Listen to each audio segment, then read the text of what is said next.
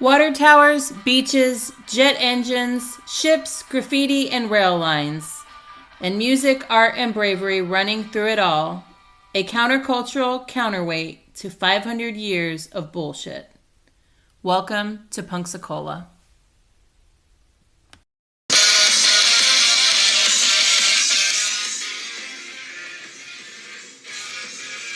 The scene.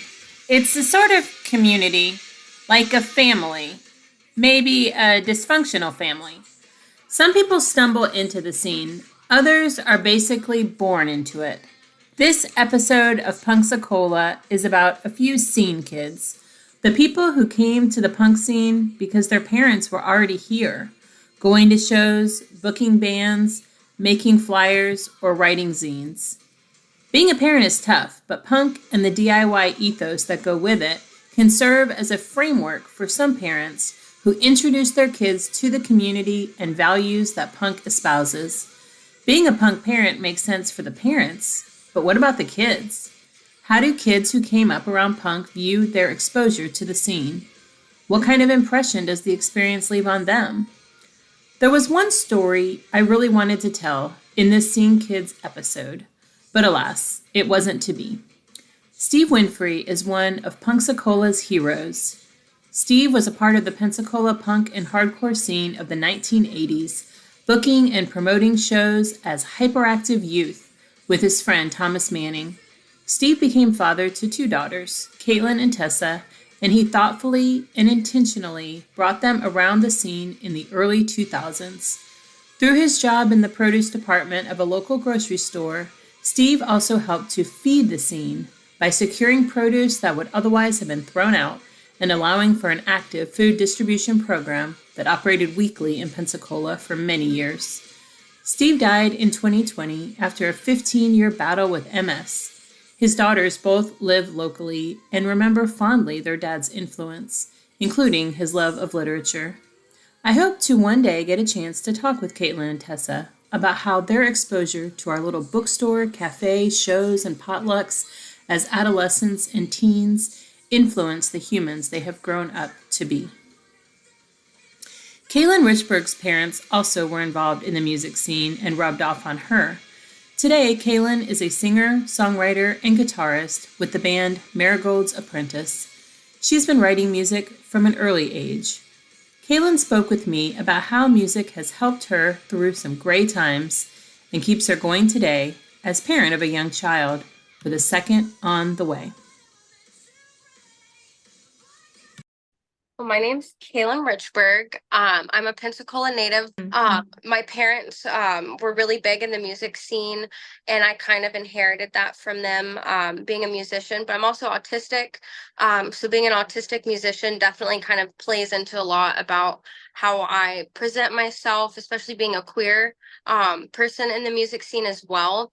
And being a parent, it's kind of a lot of me that I put into what I do, and speaking up against like bullying against autistic people and ableism, and incorporating that into my parenthood. I'm a big fan of Marigold's Apprentice, a big fan of y'all, and I think you and I connected after y'all played at Lady Fest at 309 Punk Project. Awesome. And I especially like the concept of, your mom being in the scene, or I guess both your parents. And I thought that was kind of interesting because that's definitely been the case with our kids. So I was just kind of curious about, how that is for you. Like when you were a kid, how did you know that your parents were maybe slightly different than other parents? Or were there things that you did that you remember, or like defining moments that you kind of knew, oh, my parents are in this scene, and what did that mean? Yeah. So growing up, I never really knew my dad until I got older, and I was like an older teenager. And from the moment meeting him and growing up, I was always told, "Oh, you're just like your dad," and because I was always unconventional and quirky. And once I met him, I really understood what that meant. He's a big follower of anything against the grain and involved with like underground subcultures. Because growing up, I always knew that my mom was just not like other moms, especially once I started going to school. And because I went to school in Gulf Breeze, so there's always that trope where Gulf Breeze is like the preppy kids and Mm-hmm. stuff like that. And it's true, it really is. I was always kind of following the my own path and kind of doing my own thing per the advice of my parents, and my grandparents raised me, but I always had a very close relationship with my mom. And my grandparents were involved in subcultures. My grandma was a surfer, still is. My Mm-hmm. grandpa was a biker. So I grew up just kind of always being surrounded by my peers being, these preppy kids with, straightforward nuclear families. And Mm-hmm. I come from this background full of, a woman in a surfing environment, which was not, typical in the 70s, 80s when my grandmother was doing that. And then my mom, she was kind of a rebellious teenager. And I was told that a lot growing up by my grandmother, especially as I started getting older and liking the same things that she did. One of my favorite stories about my mom, and she's going to laugh if she sees this, is when my grandma probably will too. She ran away from home against, being a rebellious teenager because she wanted to go follow all of these rock shows. And by rock, I mean specifically the grunge movement. That was both my parents were very involved in the grunge subculture. They, my mom got to see Alice in Chains, Lenny Kravitz, The Breeders, Nirvana. I think the only band she really didn't see or followed around too much was Pearl Jam. Mm. And she went to Gulf Breeze as well, and she had piercings, a labrae. She had green hair, and she was just very kind of against the grain. She would wear cargo pants and very kind of like a new metal kind of style. And my dad was really into Limp Bizkit and would wear the like Limp Bizkit styled like track suits. So when I look back at pictures and stuff, I'm just kind of like, even though I didn't really grow up under my parents' influence, it's really crazy how much they still impacted me and how I turned out. And I think part of it also has to do with my grandma, growing up in the surfing culture and the biker culture as well, kind of, having this connection with other scenes that normally children aren't kind of exposed to. Like I remember going with my grandparents to see punk shows as like a kiddo and being like, heck yeah, like this is awesome. That's when I think 8 years old is when I really realized that I liked making music. And I was not always the greatest singer, but I was always writing my own music and, being different than my peers, that I could take no as an answer, or I could work against that. And that's kind of been my whole motto since the get-go. That was around the same year I realized that there's I'm definitely queer of some kind. Of 13, so I was still kind of figuring out what all of that meant. And that played into my art and myself, and of course that opened up more doors for mean children. It opened up more doors for mean children, meaning that you faced some bullying or comments, and it was hard fitting in at the time. Yeah. Especially because I was undiagnosed autistic until my early 20s. I knew I had ADHD and I was a little bit different, and already knew I was neurodivergent, but there was always just something else that I knew. At the time I felt like there was something wrong with me, but now I know that there was nothing wrong with me. I was just different, and I was, being forced to live in an environment that was not conducive to how my brain worked or how I functioned. Your story about kind of standing up and singing at the beach when you were 5, and then again at age 8, and kind of realizing that people gave you the microphone and that you kind of got some positive attention, even if no one kind of knew what you were doing. It reminds me of the new book Rebel Girl, which is by Kathleen Hanna of Bikini Kill. No, I've heard about her memoir, and we got a chance to see her in Boston in May. She was doing a book tour, like launching her book. But there's a very kind of similar story where she was, I don't remember the exact age, but we'll say she was like 9 or 10, and she got selected for her school play of Annie.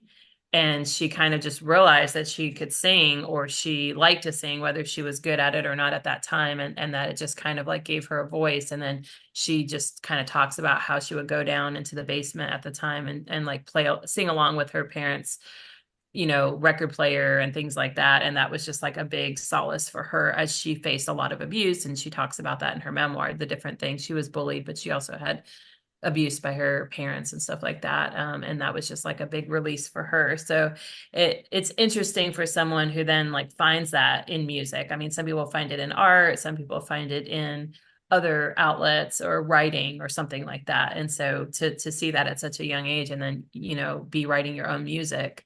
And so you wrote your first song. I mean, really, you said you were standing on that stage, making up lyrics Yeah. and stuff like that. When do you really remember sitting down and like composing a song and thinking about what the music would sound like and what the lyrics would be like, that you were serious about writing your own song? I was 8.5, almost 9, and I would visit my mom and my stepdad on the weekends. And I was visiting my mom, and I just remember feeling really defeated because, as you mentioned, like music, especially as a outlet for bullying, and I went through abuse myself. And my stepdad was not the greatest, and I just remember I sat down at the kitchen table and I was just so pissed off at him. I don't remember all of the lyrics, but I remember, knowing I wanted it to have this like driving, like drum pattern, like big toms and big kick drum and like a heavy fuzzy guitar sound. And it was about not standing up in the face of aversion. And I think part of it was like, I'm not gonna let you push me down. I'll stand up, and I'll run around. And I think that was one of the lyrics. What era was this? I know you said you were 12. Like, what year kind of are we talking about? When I was 12, it was 2011. Okay. So it was at the end of like the MySpace emo era and the start of like Facebook kind of. So I know for a lot of, older people in the music scene and stuff, they really got to experience the height of the emo subculture and stuff like that. And I kind of, I was younger, so I got to enjoy like the tail end. But I remember like my first real bands I really enjoyed was like early era Paramore, All Time Low, lots of Sleeping with Sirens and Pierce the Veil. That was kind of my jam when I was like 12, 13, especially Sleeping with Sirens. They had a lot of songs about complicated relationships with father figures, and I connected to that. Oh yeah, 100%. And I just thought it was cool, hearing this music that not only had these, angry feelings with the drums and the guitar, but these lyrics that really made you feel something. And now knowing, I'm like, oh, that was angsty, but there's nothing wrong with a little bit of angst. Like that, it's important to express those feelings. And I try and incorporate a lot of those themes and messages into my songs today because I know what it's like to be a struggling teenager.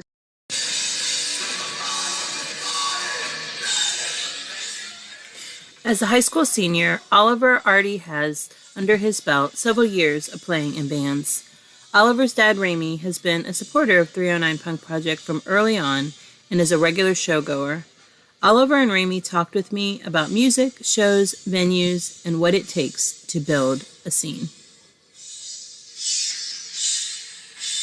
My name is Oliver Gougeon. I'm a musician in the local scene. I play bass for Hemlock and No Surrender, and I've been coming to the shows since I started high school, really.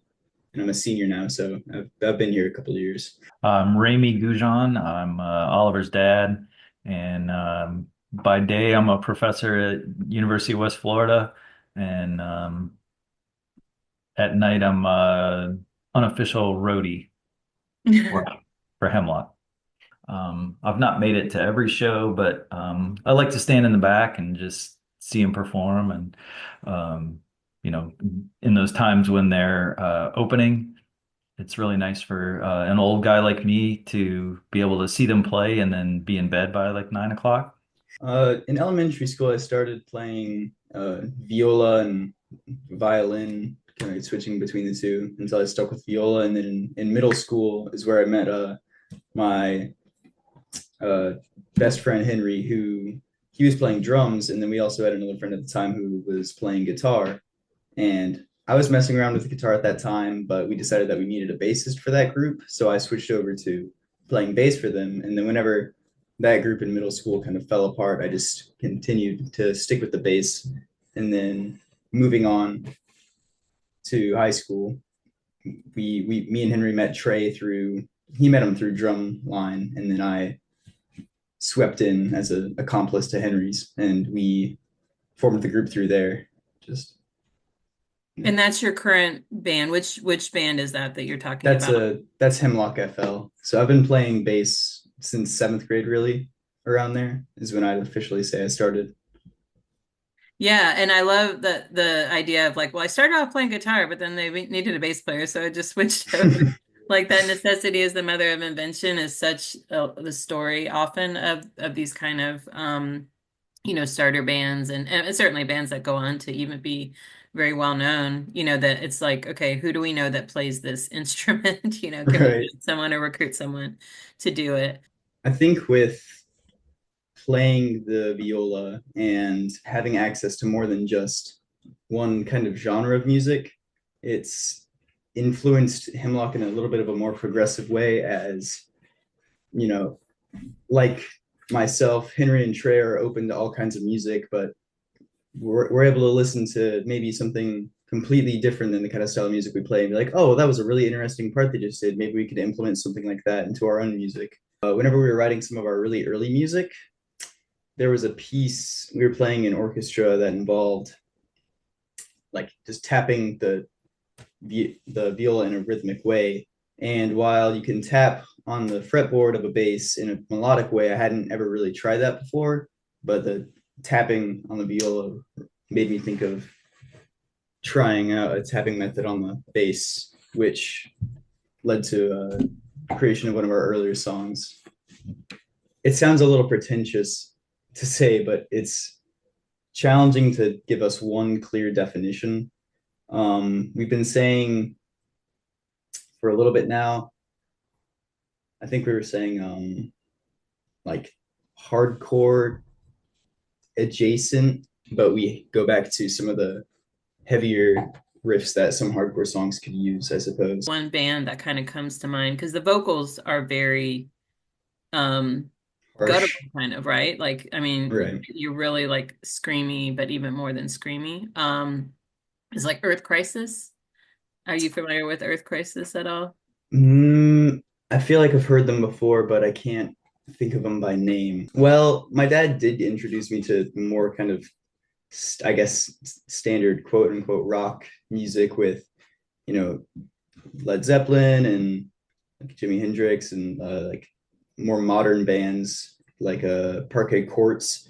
There would have been some influence in where we started with music that my dad had shown me, but we've sort of strayed off that path now with taking in like influences from bands like we've been compared to Gougeon a lot. We've covered a couple of their songs, but then we've got guitar lines that Henry's influenced by bands like Between the Buried and Me, and I can take some of my vocal inspiration from Opeth. So whenever we started off some of the bands that we would have been compared to, I feel like my dad would have showed me, we've strayed in a different direction from there.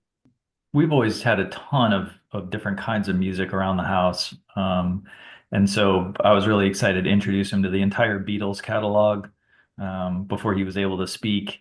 But yeah, I think where he and I really started to connect when he was coming into his own sort of tastes and listening to the different music from me was when I ran across Parquet Courts and played it for him, and he took off with that. And so a couple of years ago, over a spring break, we missed an opportunity to see him, just up the road in Atlanta. And so we took our spring break to go see them in Cincinnati.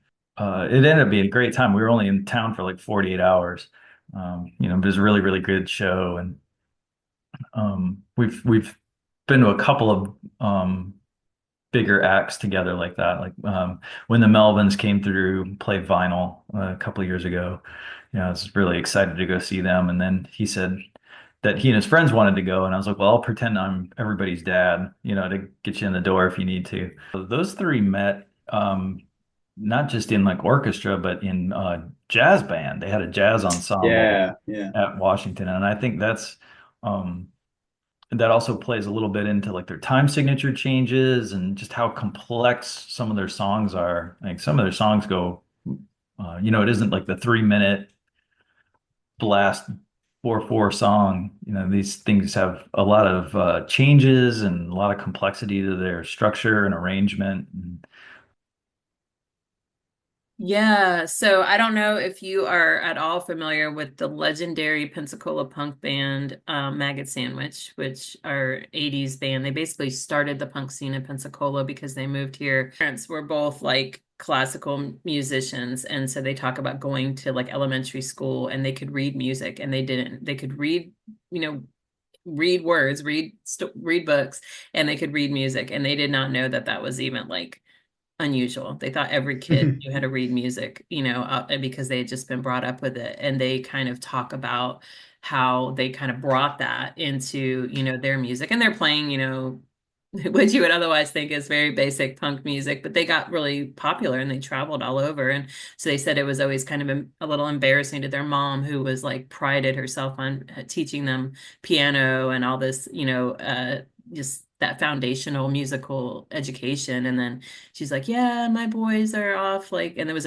two brothers. And so there were other people in the band as well. And so she's like, well, they're kind of famous, but they're in a punk band. Like, I don't know what to make out of that. But starting off, like, were you going to see a lot of live music that was more DIY music and smaller bands and venues, like before you actually started playing out? So I've got a half decent memory of it. One of the first quote unquote shows I went to was it was downtown. It was gallery night, and the Stevenson Klotz law firm had set up a music spot out on the corner. And I think it was over the summer. One of my friends from a summer camp was playing in a band there at the time, and I just thought it was really crazy that he was getting to do this. So I went out and got to see that. So their little like half hour set downtown was one of the first like local really shows I got to go to. But then after that, like I think it was with my dad, I saw Melvin's at the Vinyl, and then really from there, that's whenever I was started actively going to shows at like the Handlebar and Subculture. I think just seeing my friend at a play downtown there was kind of a door into going into more shows and becoming more involved in that scene.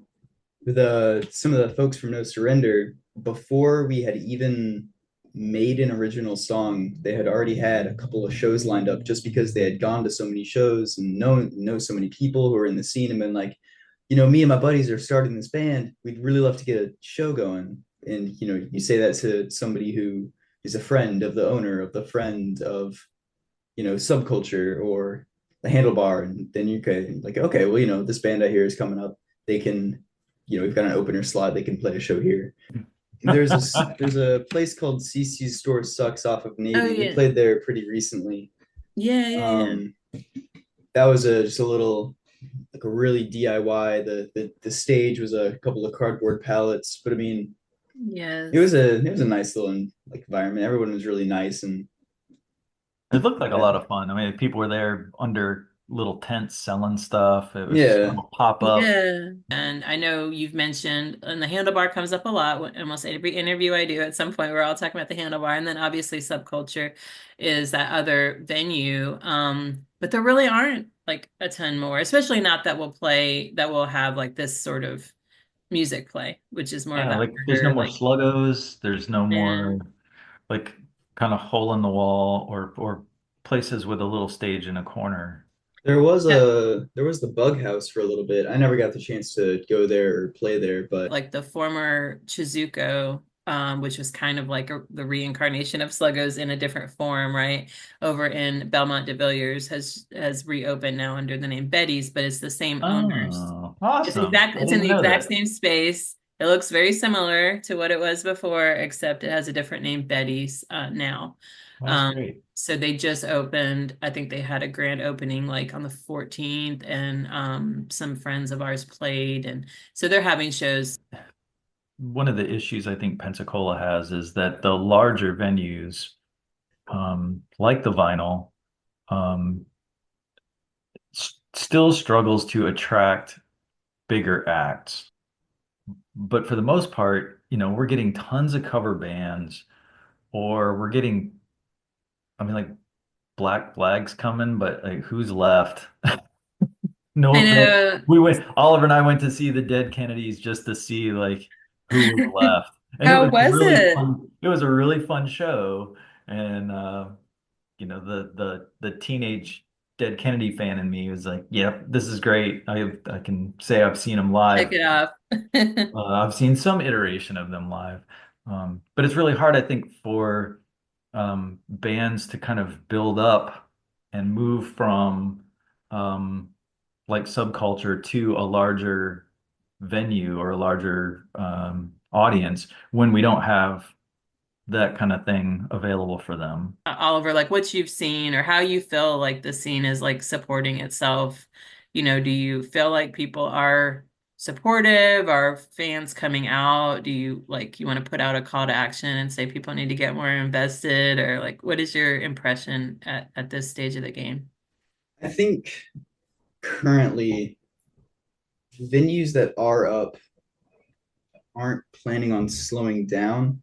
And I think that at least a place like Subculture, they're trying to, keep the scene up and keep involvement ramped up.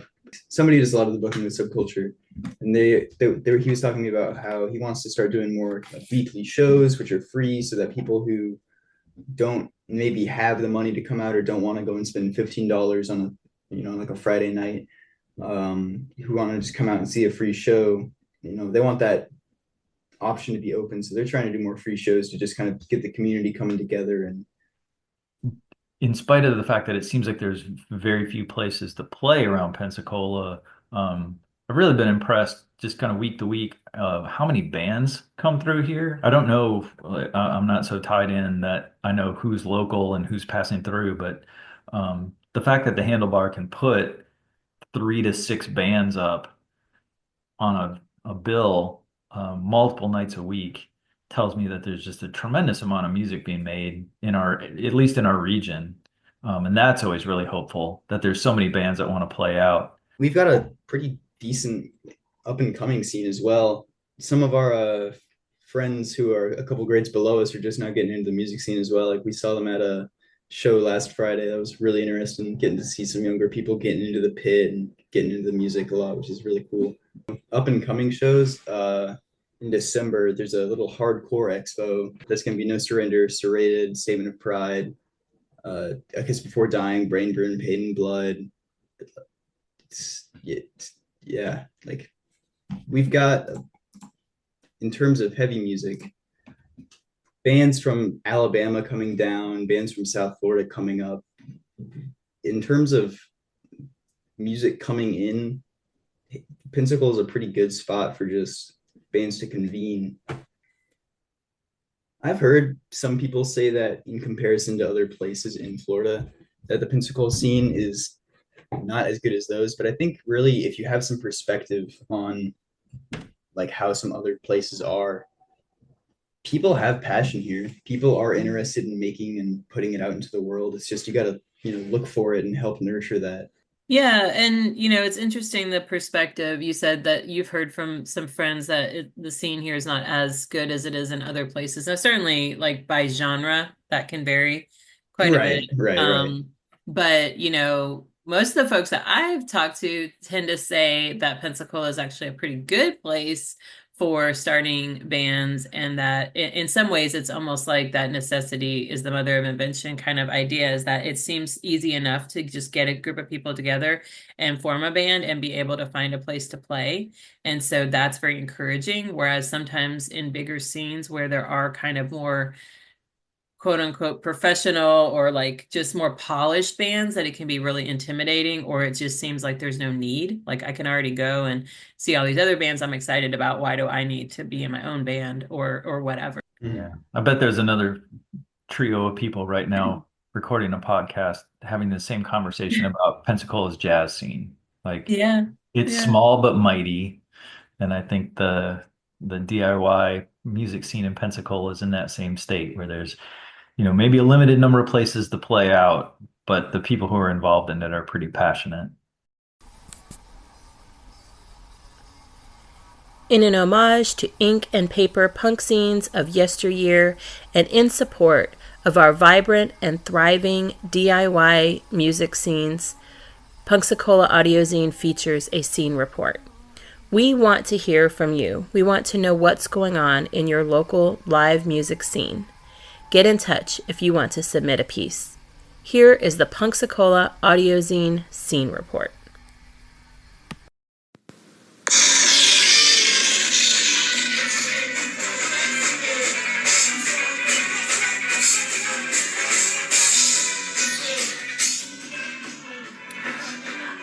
Growing up as a punk kid in the late 90s, ska was all the rage. My friends and I zigzagged across Florida to see bands like the Mighty Mighty Boss Tones, the Pie Tasters, the Scofflaws, Bacone Dolce, and our beloved Less Than Jake. Well, ska is back, and thanks to the Fest, the big annual punk music festival that takes place in Gainesville around Halloween, I got to go to see my first ska punk show in many years. Fakata, Half Past Two, and the Skluts played on a Saturday afternoon at the Civic Media Center. On Sunday, we checked out some other punk favorites, including Brendan Kelly, who of course has his own ska past as the singer of the Chicago band Slapstick. All in all, the fest was a nice blend of nostalgic music and new bands, plus so many great people descending on the city for one weekend out of the year.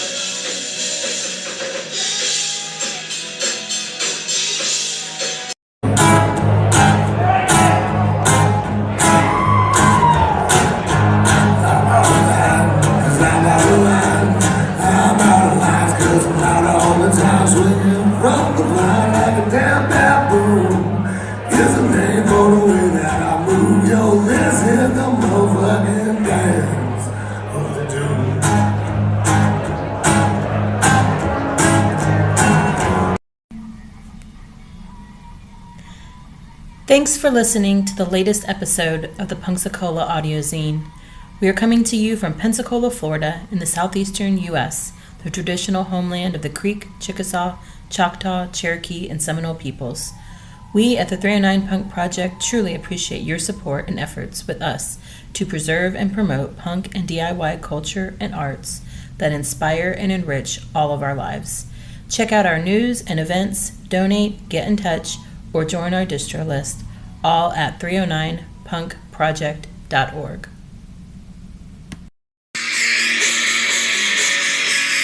Let's close out with Mirum, the new track by Marigold's Apprentice.